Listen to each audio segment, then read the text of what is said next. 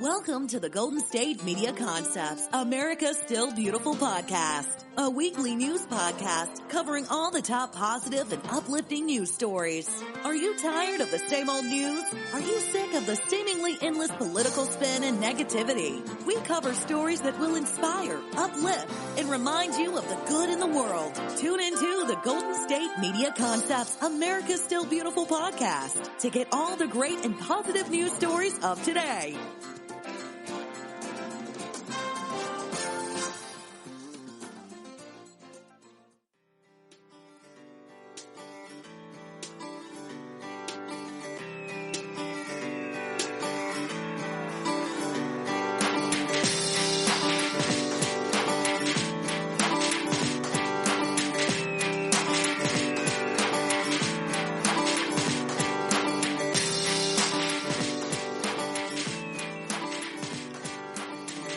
Thank you for tuning in to the GSMC America's Still Beautiful podcast, brought to you by the GSMC Podcast Network. I'm your host, Emily Ferrier, here to bring you some of the uplifting stories coming out of these trying times. For our first story, pandemic or no pandemic, love will find a way. Just ask Jeremy Cohen, a quarantined New Yorker, who is now dating his neighbor after using a drone to give his phone number to the young woman he spotted dancing on a nearby rooftop. Cohen, a Brooklyn-based music photographer and filmmaker who's worked with the likes of Miley Cyrus and Lizzo, was just one of millions of Americans twiddling their thumbs in self-isolation last week when he saw an animated figure dancing with gusto on a neighboring rooftop. I thought she was really cute from far away, Cohen told the New York Post. During the quarantine, I think everyone is fiending for social interaction. It was like, oh my God, a girl. I haven't seen one for so long. Cohen then pulled out his phone to document the meet cute that followed. In the now famous series of videos, the two neighbors can be seen waving to one another, although distant between their building made conversation difficult.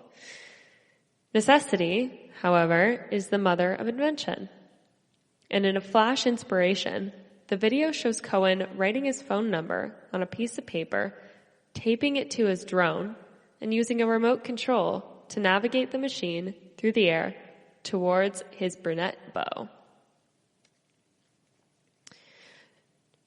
Tori Signorella, the dancer in question, has also racked up thousands of views since posting her own Instagram post of the quarantine disco. I was actually hanging out with my roommate, and I was actually doing the dance from High School Musical, Tori said, referring to the topically uplifting tune of We're All in This Together. I was not expecting to get a phone number out of it, she added. We could see his balcony pretty clearly from where we were on the roof, and he just kind of shouted over to me. As she narrated the TikTok video, Cohen admitted that flirting is normally daunting for him, but he's also, apparently, a hopeless romantic, a fact that's clearly evident in the footage that followed. The second installment of Cohen's video series shows the couple sharing a dinner date from across the street as they each sit down to an intimate meal, complete with wine, nice tablecloths on their respective balconies, something Cohen had stealthily coordinated with Signorella's roommate.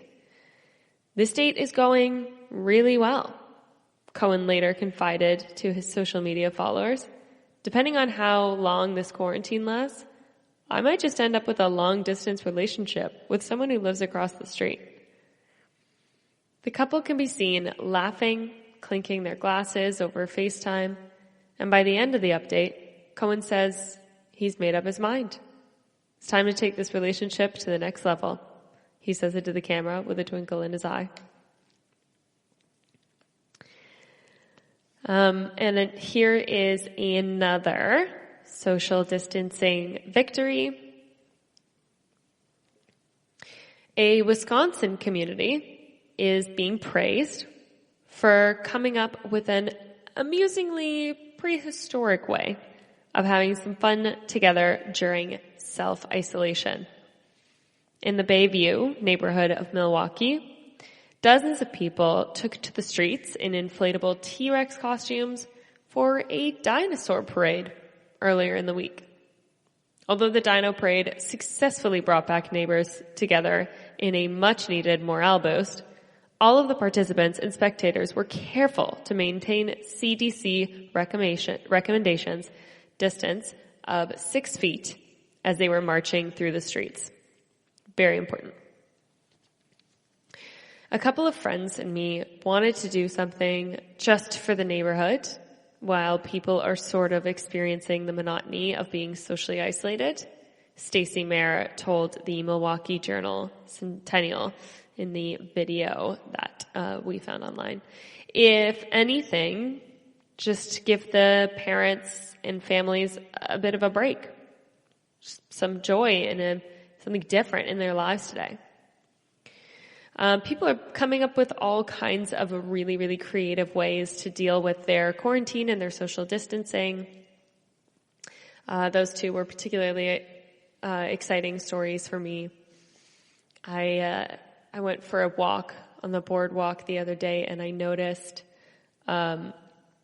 just something a little fun. I noticed 2 ducks that were, I kid you not, 2 meters apart. Like they were practicing social distancing.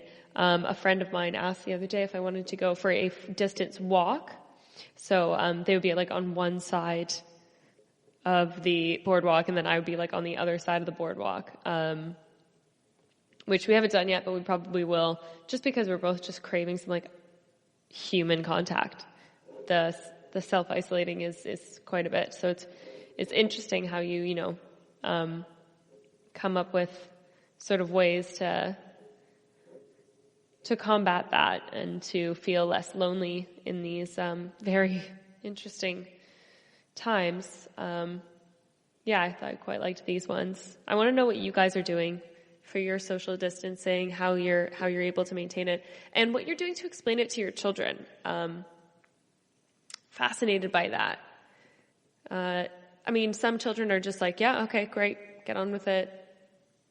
Easy to, but like the ones that question everything, I would like to know what you're doing and what your tips are for that. We can do a segment on that if we have people talking about that. It's harder for them to understand than it's hard for all of us to understand, really, but there are creative ways of doing it. My building has balconies separated by glass. We can go outside and like say hi to each other, but we're from a safe distance. If you want to visit people and like keep on one side of the glass and, say hi and whatever, wave to people in the streets, we've gone away from that, and I want that to come back, definitely. Because I have noticed that a lot less people are meeting my gaze and waving and saying good morning and things like that.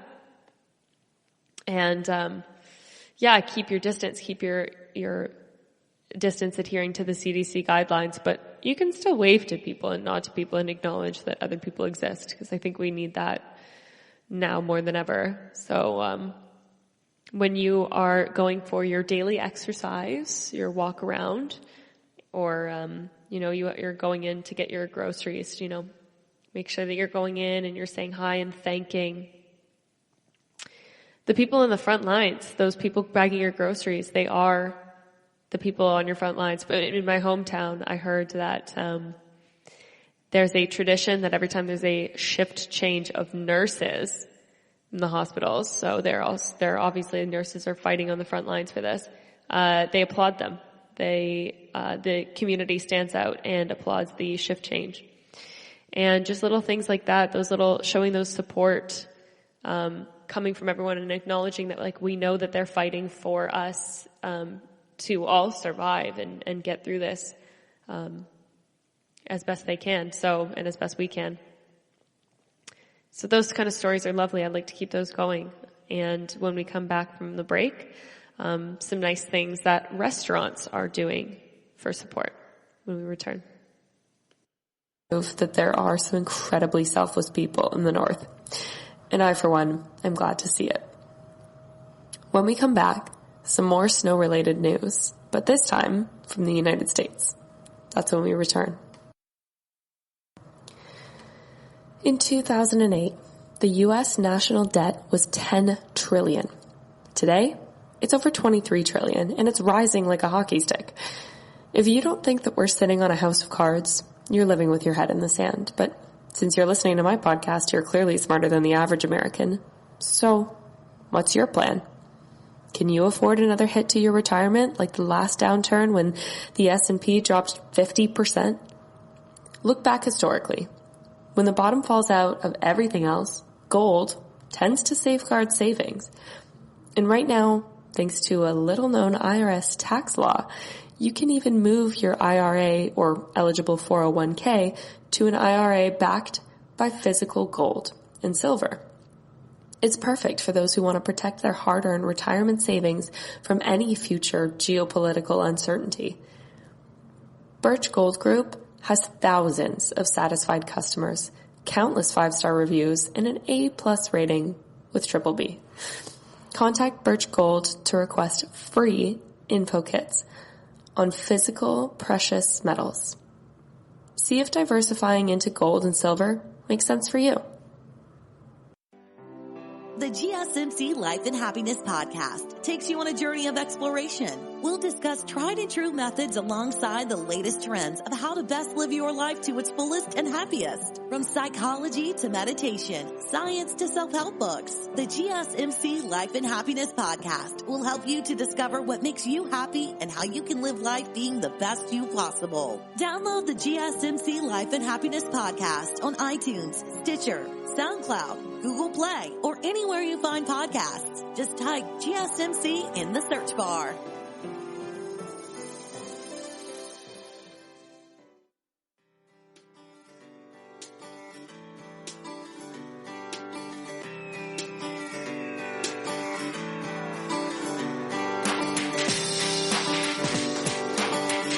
Welcome back.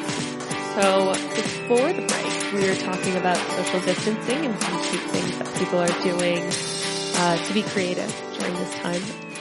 And now a restaurant was flooded with business after launching a new adopt a doc or nurse catering service. So this is what they said on their Instagram. We decided to keep Tootsie's open mostly as a support to the hospital workers. If you feel like supporting, go to our website and sponsor catering for one of the departments at Sanford Healthcare.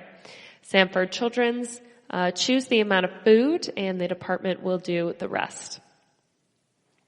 So this California restaurant has found a very compassionate way of keeping their business open while simultaneously caring for hospital staffers that are fighting the novel coronavirus outbreaks. In addition to continuing their takeout and delivery services, the Tootsie's restaurant at the Sanford Mall in Palo Alto has also been using their catering services to feed doctors and nurses at local hospitals.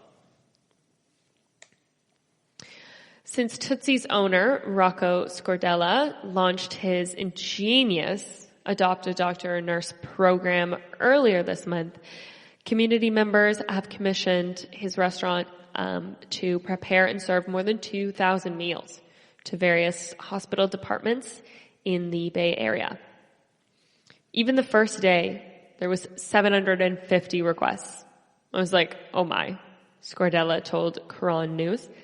I'm going to be busier than when I'm actually open. So it's good. It's really good to see the community coming in. Not only has his catering program been helping to feed hospital personnel during the outbreaks, The influx of business has also really helped Scordella to rehire a number of staffers who he'd been forced to lay off at the beginning of the shutdowns. And now he hopes that other businesses around the world will implement this Adopt a Nurse or Doctor program in their restaurants as a means of supporting hospital workers during the pandemic. That's a really beautiful thing that he's doing. I think tons of other restaurants should do that because, wow, they are such heroes. I cannot imagine. They're just so brave. I'm speechless. A South Okanagan restaurant owner's generosity triggers a waterfall of community support. So a pizzeria owner, Don Gilgolati, has been offering free meals to laid off restaurant workers. Not because he has to, but because he can. A restaurant owner has taken it upon himself to support those suffering amongst the COVID-19 pandemic. So Don, the owner of Corleone's Pizzeria on Main Street, has been offering free pizza to individuals affected by the layoffs in the food industry. Since then, not only has his offer been well received, but other members of the community have also come out of the woodwork to offer their support. Some have called for free pizza, some have called just to voice their support, and others have offered drop-off materials so that he can continue making his free pizzas. Some people have even offered to donate products to me so I can make them. It's been good, he said. Some of that stuff I never thought was going to happen. He said his decision to offer free pizza was twofold: to help those who've lost their jobs and also to keep his workers employed. I've got a couple employees that are going to be on the unemployment line if I shut her down. So I want to keep them employed and try and help out some of the restaurant guys that got laid off. They might be competitors, but it doesn't really matter. It's so beautiful.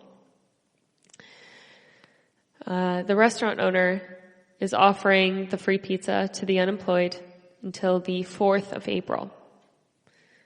If he ends up giving away more than he anticipated, he says he's not concerned. He stressed that he's trying to keep his offer reserved for those in the food industry. And he added that when people call to place orders, he asks a few questions about where they worked. We're all in the same game in the restaurant business, and it's tough to begin with, he says. He says the food service industry in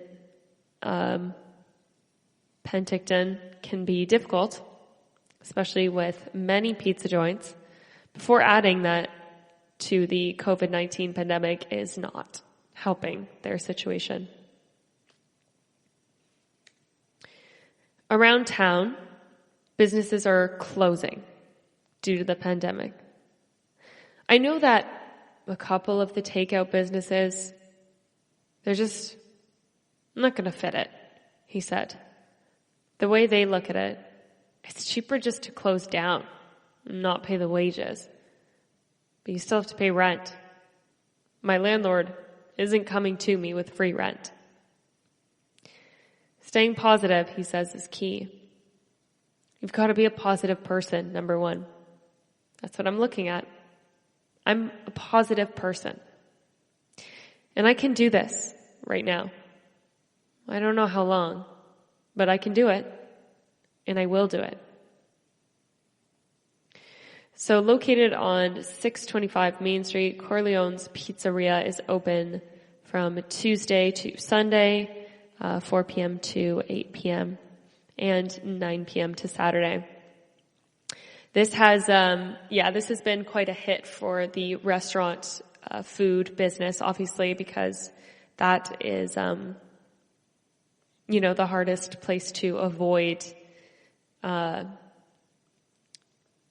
social interaction. It's very hard to obviously, meet the CDC guidelines with that. So it's tough. It's really tough for all of these owners to have to lay off their employees, and obviously for all of the unemployed restaurant workers to go without a job. Like, there's no one's going to be hiring food service workers at the moment. It's tough. It's really tough. So it's really so beautiful to see these various businesses that are doing everything that they can to help these people through these tough times. And to see them helping out the people in the front lines, because nurses, doctors, and anyone that's in an essential service right now, just thank you.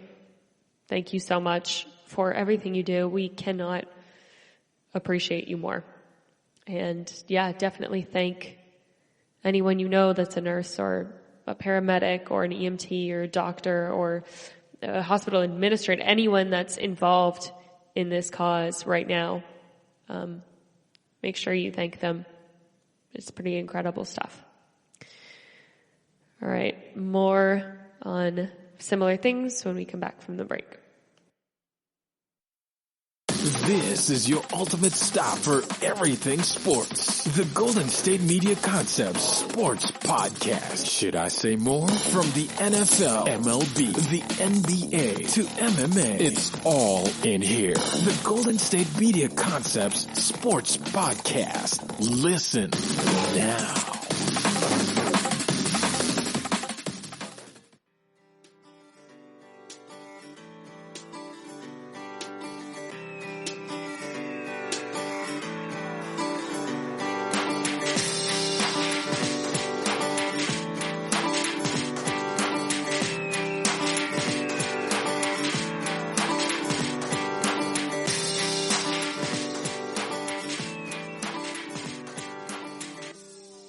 Welcome back.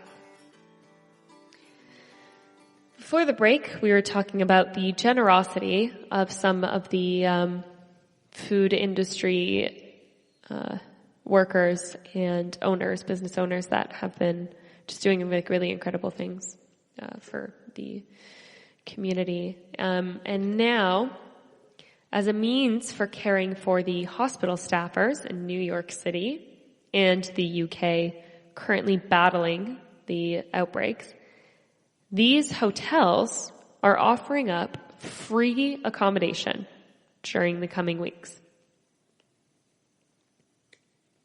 Ty Warner, the chairman of the company, which owns the Four Seasons in Midtown NYC, announced this week that he would be opening up the 5-star hotel to the state for complimentary use. Warner says that he was inspired to volunteer for free rooms after hearing one of Governor Andrew Cuomo's calls to action this week. Many of those working in New York City have to travel long distances to and from their homes after putting in 18-hour days. Warner said in a statement, "They need a place close to work where they can rest and regenerate. I heard Governor Cuomo's call to action during one of his press conferences, and there was no other option for us than to do whatever we can do to help."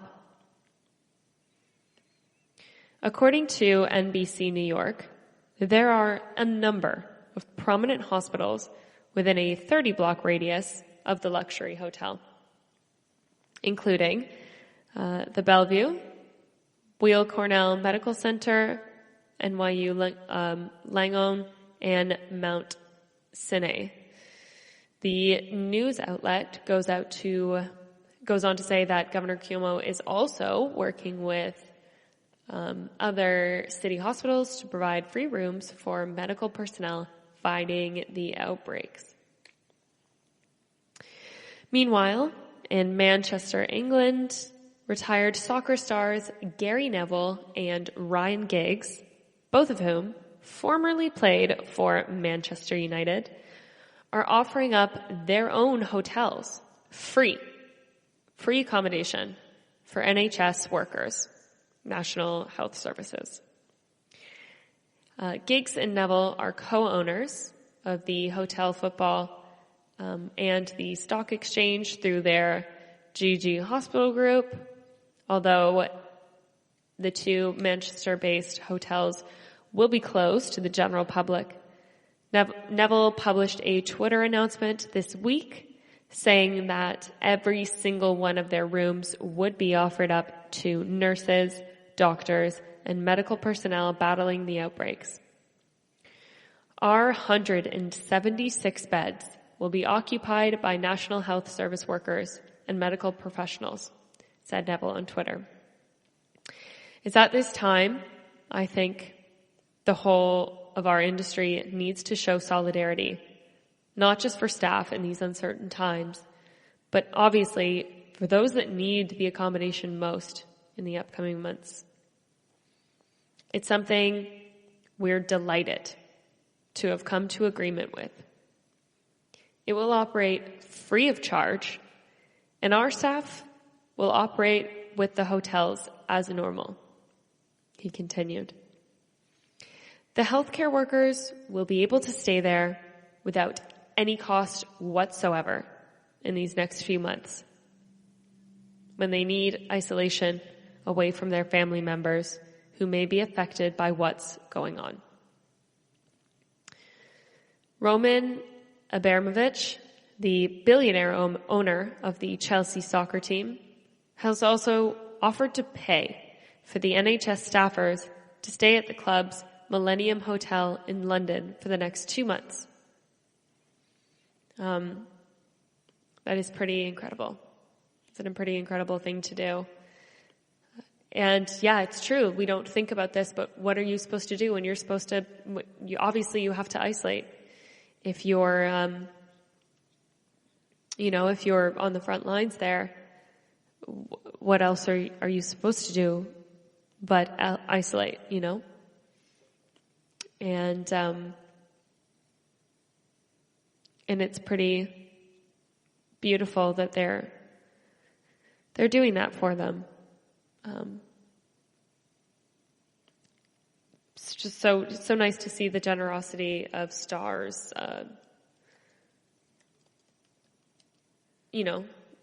giving their resources at a time when it's very common, like no one has that, it's pretty incredible. It's been a rough time for us all. Countless people out of jobs, but there are so many people that are doing their best to help and be generous to each other. And I'm thinking it's honestly so incredible to see people come together like this. So if you are a healthcare worker, you know where you can go when you need to isolate away from your families, the people you live with.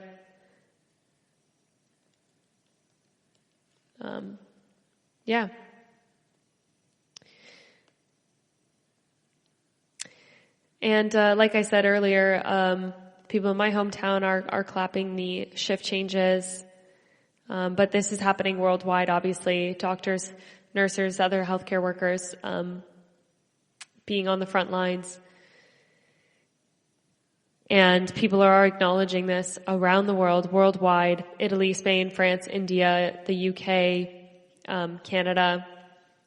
People are standing and cheering and singing songs and, doing things to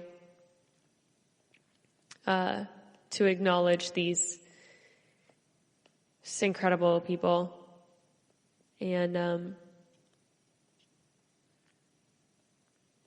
there are a couple other quick things that are going well. China is relaxing its restrictions, so bringing to ease some of the restrictions from the spread. They're they're lifting travel restrictions to people living in the region of Wuhan, so they're going to be able to travel to the rest of the country now. Bit of fresh air. Apparently, Italy is in the process of stabilization, so they're starting to get there. Scientific progress is obviously continuing. We'll talk about this a bit more later, but vaccines are in trials, human trials underway already. And community spirit and acts of kindness are obviously flourishing just around the world. Volunteers, people are volunteering for the NHS in the UK, in Spain. A doctor had an online plea for letters to those who have been hospitalized, and they had tens of thousands of letters in response. So there's beautiful stuff happening. And there is more beautiful stuff in isolation when we come back from the break. So don't go anywhere. Want to find out what movies to go see? Then check out the GSMC Movie Podcast. It's your ticket to the latest movies, whether it's a new blockbuster event, romantic, comedy, or action flick. This show has got it all covered. They talk some what to go see now. Don't bother. What's hot on Netflix and everything in between. That's GSMCpodcast.com/movie-podcast. When it's all about the movies, it has to be this new show. Don't forget to like them on Facebook and follow them on Twitter. Visit GSMCpodcast.com for more info.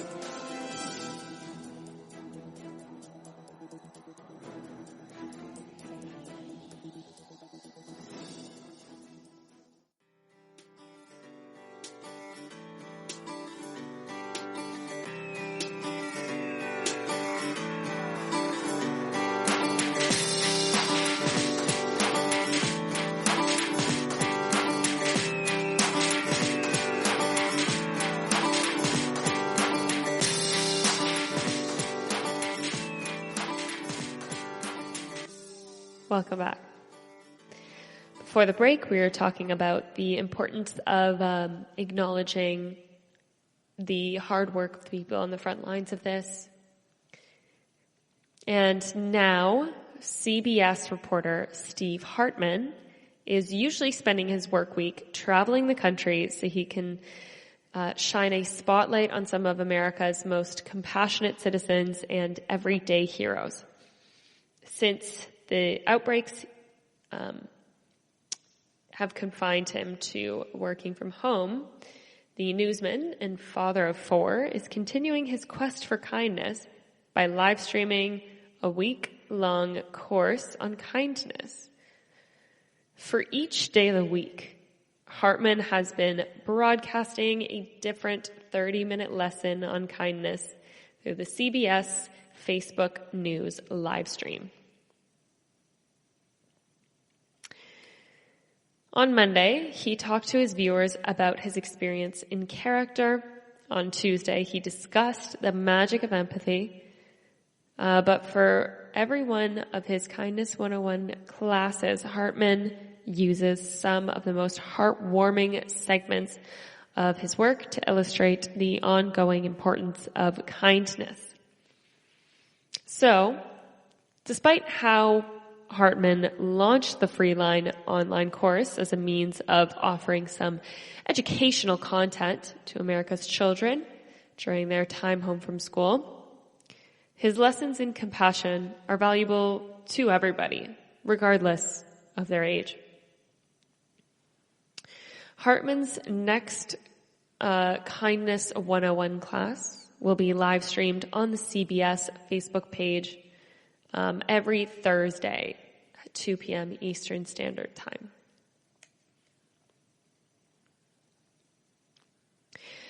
And he's not the only one that's had to take to the internet. TV's late-night comics are finding that they don't need all the usual trappings to get on with their shows. Even though all of the nation's wee hours programs are taking a production hiatus, Conan O'Brien, Jimmy Fallon, Jimmy Kimmel, Stephen Colbert, David Spade, Samantha Bee, and Trevor Noah are putting out monologues, jokes, and sketches that, for the most part, aren't being seen on TV. Colbert's latest segments have been incorporated into CBS's broadcasts of the Late Show, where they are being grafted onto repeat segments from earlier shows, and Fallon followed suit on Wednesday evening. So that means late night TVs in fashion, and for a time continuing without a live studio audience, without an announcer, without a live band, and without TV commercials. It's so weird, without tons of applause and standing O's, Spade joked in a video monologue on social media. Just as movie studios are quickly testing new financial modules by releasing some films for digital purchase, at the same time they would normally appear in theaters, or speeding up the time when movies are available for digital viewing, so too are the late night show hosts, grasping new ways of doing their business. They do so at a time when their younger fans, the ones advertisers covet, are likely to watch them at the times of day between 11 p.m. and 1:30 a.m. A new generation of video consumers don't watch Saturday Night Live the way we watch Saturday Night Live, says O'Brien, speaking to reporters. That was in 2018, actually, months before launching into a new version of his TBS program that's just 30 minutes long. Talking to 2 or 3 guests and then telling the audience to tune in tomorrow doesn't make sense anymore, he said. This week's spat of pop-up programs helps to illustrate that. Fallon kicked off what's expected to be a series of 10-minute at-home editions of Tonight that will include a mix of celebrity guests joining via Zoom.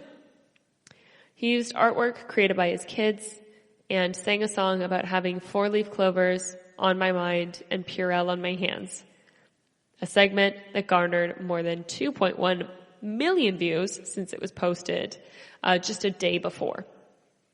A subsequent outlining featured a virtual video chat with Lin-Manuel Miranda. Colbert had, for 3 nights in a row, worked up 20 to 30 minutes of material, doing a monologue from a suds-filled bath on a Monday night, and working up to a virtual duet with bandleader Jon Batiste on Tuesday. Jimmy Kimmel opened a video with graphics drawn by his kids and delivered jokes about hunkering down at home, and has lured 1.9 million views since its posting. Comedy Central's Daily Show, meanwhile, has released a vignette show host Trevor Noah cleaning his home and his food, along with other dispatches and videos. And Conan offered up a video, reminding people to celebrate St. Patrick's Day by washing their hands. He washed his hands first in a Guinness beer, then Jameson whiskey, and then Lucky Charms. On Wednesday, Conan O'Brien announced that he would bring his show back to TBS starting March 30th, producing it from home, with staffers contributing from remote location. The debate about whether these late-night programs need to be viewed in their traditional time slot has been bubbling for months. Particularly the hosts, writers, and producers have ramped up a slew of ancillary piece of content, jokes posted all day on Twitter, travel exhibits, Facebook, video exchanges, and more. Seth Meyers' Late Night often posts its closer look commentary segments on Twitter several hours before the program kicks off at 12:35 in the morning. The late night content diaspora comes even though TV networks have seen surges in Madison Avenue's demand to run ads against Colbert. Fallon, James Corden, and others. Jimmy Kimmel makes it no secret of his willingness to weave ad messages into the program, and Colbert and Fallon have made promotional nods to everyone from FedEx to Google. Moving more of the host's content to other venues threatens to pull the audiences along the way, which would destabilize revenue streams. Here you have one of the hottest shows on television where 70% of the viewers are in the area and we don't get credit for it, NBC Universal Chairman Steve Burke says. It's not going to last forever. 5 years later, from that quote, the dynamic continues unabated, and in an effort to wring more money from the digital viewing, NBC Universal announced its plan to stream both The Tonight Show starring Jimmy Fallon and The Late Night with Seth Meyers via Peacock Demand Service. Hours before either show runs on TV. The plan would be, in a sense, to bring late night to primetime. Not everyone's thrilled with this idea. TV station owners get a significant amount of revenue from local ads. But for right now, I gotta say, the content and comments is just, it's keeping everyone's morale up, and seeing them, chat to the various stars over Zoom and seeing what stars are doing in quarantine and seeing that they're going through the same thing as us is quite nice to remember. When we come back, some great news about face masks. So great news about that when we return. Pets bring such joy to our lives, and the GSMC Pets podcast is here to share in that joy. We'll tell stories of pets finding their forever homes, acting in unexpected ways, being helpful, or just being silly. Whether you love dogs, cats, llamas, reptiles, fish, or you've never met an animal you didn't like, the GSMC Pets podcast is for you.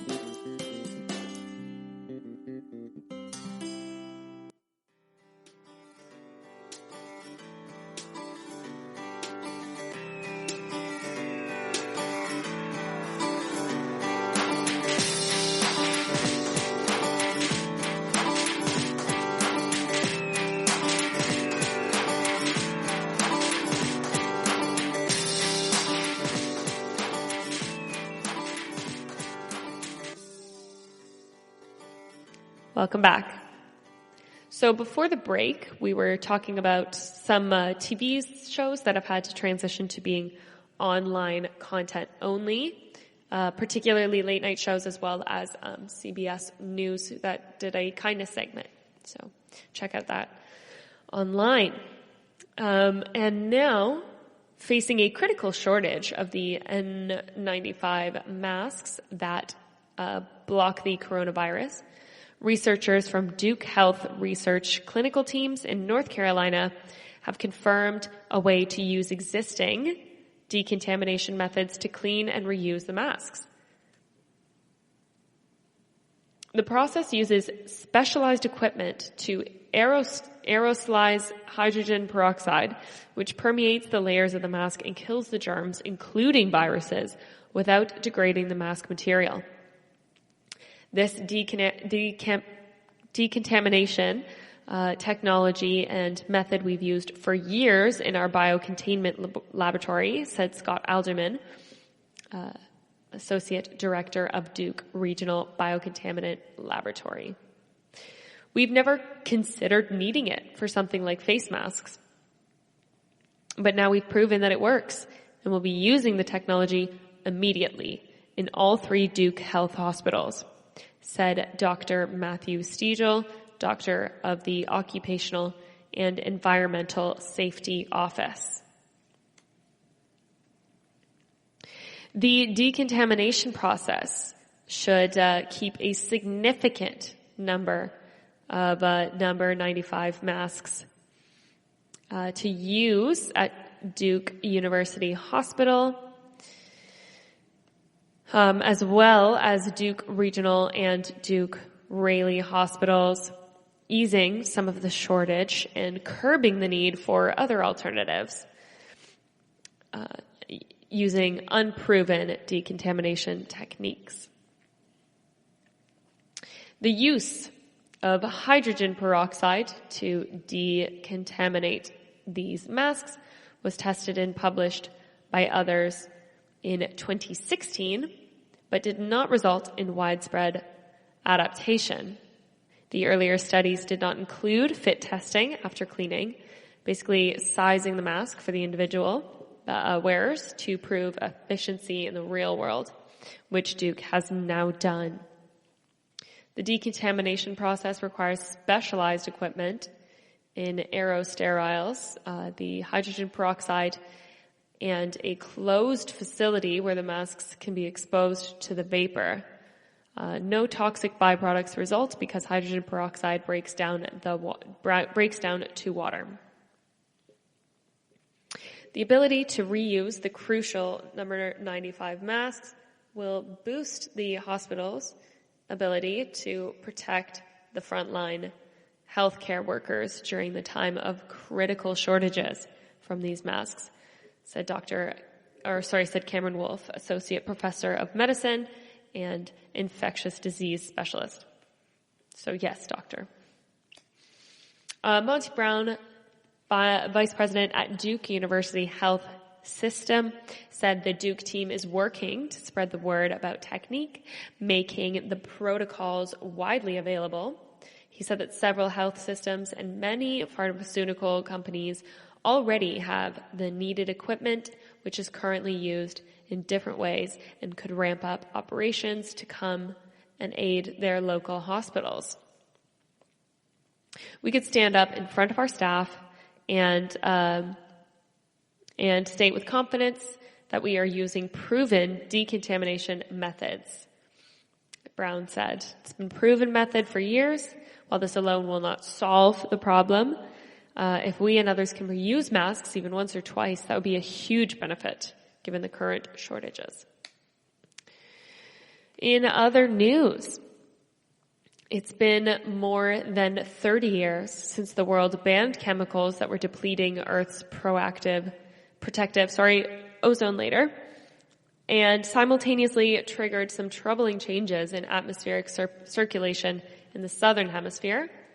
But now research has published this week in Nature have found that those changes have paused and might even be reversing because of the Montreal Protocol, an international treaty that successfully phased out its ozone-depleting chemicals.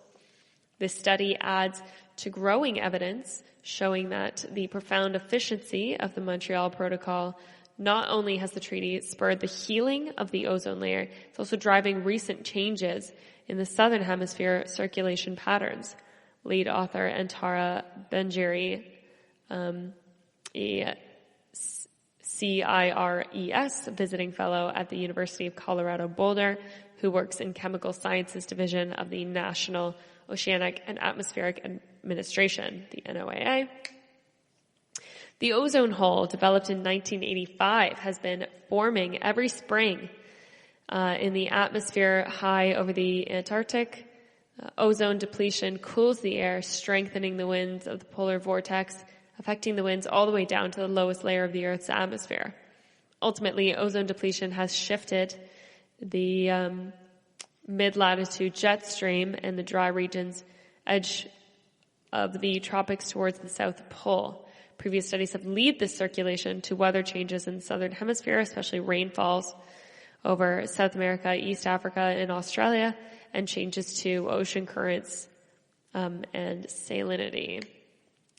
The Montreal Protocol of 1987 phased out production of ozone-destroying substances, such as chlorofluorocarbons, beginning around 2000, and concentrations of those chemicals being in the stratosphere started to decline, and the ozone hole started to recover. And in this study, Benjiri and her co-authors have shown that around the year 2000, the circulation of the southern hemisphere also stopped expanding, a pause or slight reversal to these earlier trends. The challenge in this study was proving our hypothesis that the ozone recovery is in fact driving these atmospheric circulation changes and that it's not just a coincidence. Using computer simulations, the researchers first determined the observed pause in circulation trends couldn't be explained by natural shifts alone, and they isolated the effects of the ozone and greenhouse gases separately. Identifying ozone-driven pause in circulation trends is a real-world observation confirms for the first time what the scientific ozone community has been predicting for a long time: form theory. Says John Fife, a scientist at Environmental and Climate Change Canada, one of the paper's co-authors. With the ozone recovering and CO2 levels continuing to climb, the future is less certain, including those southern hemisphere regions where weather is affected. But with this pause, because of the pole world circulation, it might resume, stay flat, or even reverse. So that is very good news environmentally. And yeah, that's great. Great to hear. Good stuff going on in the scientific community. So when we come back, we're going to do our good news in history for today's date, which is the 28th for me. So we're going to do that when we return from the break. The GSMC Life and Happiness podcast takes you on a journey of exploration. We'll discuss tried and true methods alongside the latest trends of how to best live your life to its fullest and happiest. From psychology to meditation, science to self-help books, the GSMC Life and Happiness podcast will help you to discover what makes you happy and how you can live life being the best you possible. Download the GSMC Life and Happiness podcast on iTunes, Stitcher, SoundCloud, Google Play, or anywhere you find podcasts. Just type GSMC in the search bar.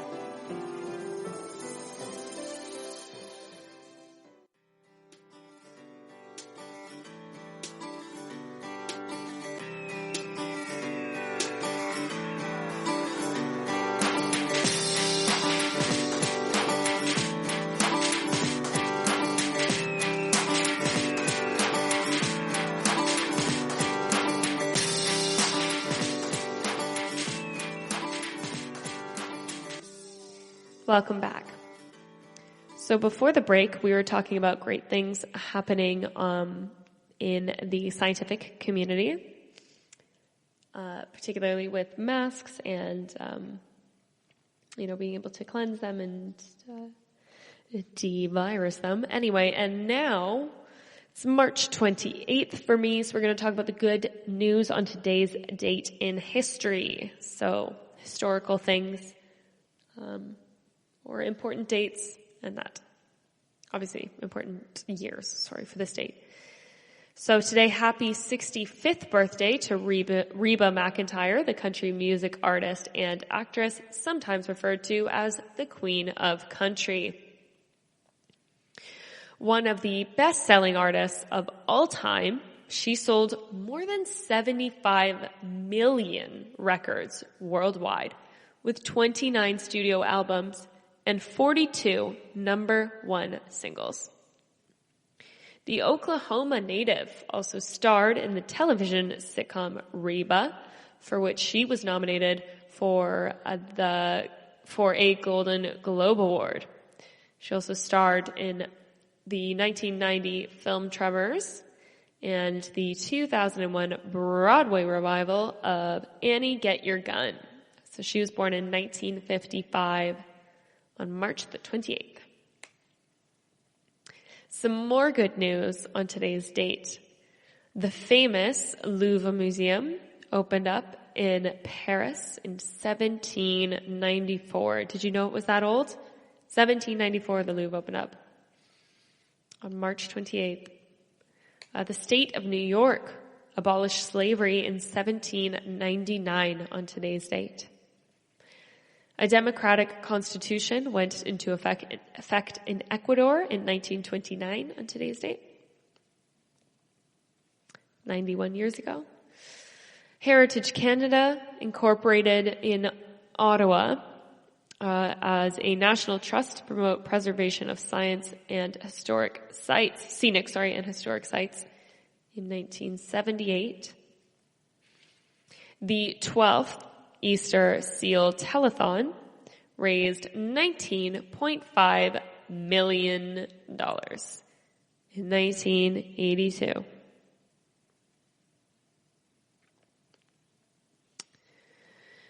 President George H.W. Bush was posthumously awarded Jesse Owens at the Congressional Gold Medal, 1990. Oh, sorry, he awarded, I was thinking that's not correct. He awarded Jesse Owens the Congressional Medal. Thank you. That was me not reading it properly. Christian Churches Together was launched by Roman Catholics, evangelical, and Pentecostal denominations joining to create the most inclusive fellowship of Christian churches and traditions in the United States in 2006. And on this day, in 1905, Marlin Perkins, the American zoologist and television host, was born. Pursuing his passion for reptiles, he quit college to become a laborer at the zoo in St. Louis, which was his hometown, making his way up to becoming director at various zoos in the U.S. He became the famed host of Wild Kingdom, a TV show that gave many Americans their first exposure to the conservation movement and the protection of endangered species. In 1905, he was born. And on this day in 2006, the World Bank approved a plan to cancel the debt of 17 of the world's poorest countries, forgiving some $37 billion in loans.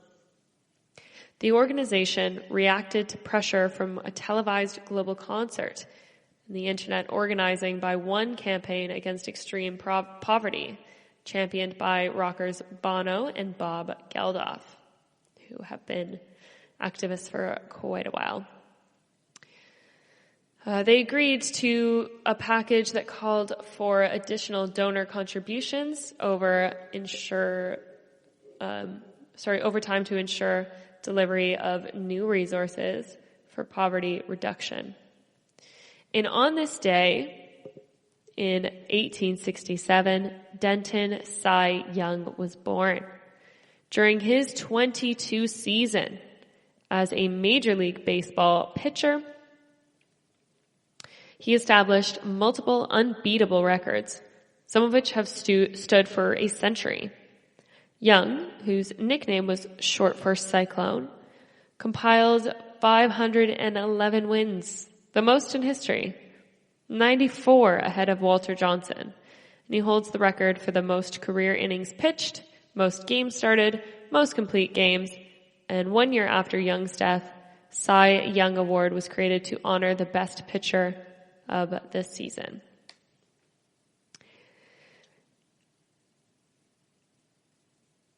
And on this day, 1944, a Swedish housewife in her mid-30s, Astrid Lindgren, sprained her ankle so badly that she was confined to a bed. Finally, she put a pen to paper, transcribing the bedtime stories she'd been telling her 10-year-old daughter, Karen, for years. Those stories made up Pippi Longstocking. The red-haired, freckled character became a new role model for female assertiveness. And the chapter books were translated into 76 languages, from Arabic to Zulu. Pippi was named Lindgren's daughter, who asked her mother for a get well story when she was off school. Unconventional, with superhuman strength, able to lift a horse one-handed, she's playful and unpredictable. She often makes fun of unreasonable adults, especially if they're pompous and condescending. Her anger comes out of the extreme cases, such as when a man ill-treats his horse. The daughter of a buccaneer captain, with an adventure story to prove it, Pippi, like Peter Pan, has no interest in growing up. Loved those books so much growing up. I hope you guys are all well out there. are in there, I suppose. I hope you're staying in your homes because that is more important than anything right now to just, flatten this curve, put an end to this as best we can. We all have to do our part. So make sure that you're doing that. Make sure that you're listening because it is more important than anything right now. Just make sure you're doing that. So that's the end of our show. Thank you for listening to the GSMC America Still Beautiful podcast brought to you by the GSMC Podcast Network. I would like to ask that you please remember to subscribe to the show, and if you could write us a nice review and rate the episode, that would really help us a lot. And please follow us on Facebook, Twitter, and Instagram, and keep yourselves safe, keep yourselves out of harm's way. Be thankful for everyone around you. Be kind. Talk to you soon. You've been listening to the Golden State Media Concepts, America's Still Beautiful podcast, part of the GSMC Podcast Network. You can find this show and others like it at www.gsmcpodcast.com. Download our podcasts on iTunes, Stitcher, SoundCloud, Google Play, or anywhere you find podcasts. Just type in GSMC to find all of our shows. From the GSMC Podcast Network, from social media news to marketing news, and even weird news, the GSMC Podcast Network has you covered. You can also follow us on Twitter and Facebook. Thank you, and we hope you have enjoyed today's episode of the Golden State Media Concepts, America's Still Beautiful podcast.